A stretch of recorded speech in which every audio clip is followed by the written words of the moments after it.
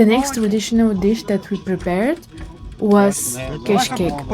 We cooked ground corn for 3 to 4 hours, and at the same time we were also frying cracklings. When the corn was ready, we added the cracklings into the corn, and then we kept on boiling for 1 hour more until it was done.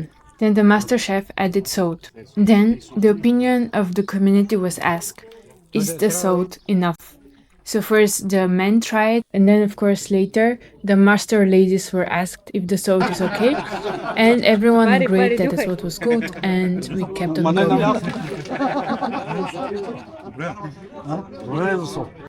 Ай сега ще снимате, по телевизора ще дават.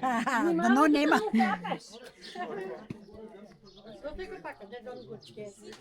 Стига, не дай, стига. Стига сол. Стига. Айде да пробвам за сол, Мител я огън. Духай, пари. По телевизията ще дават. Нема лошо. По телевизията ще дават, внимай се да капаш.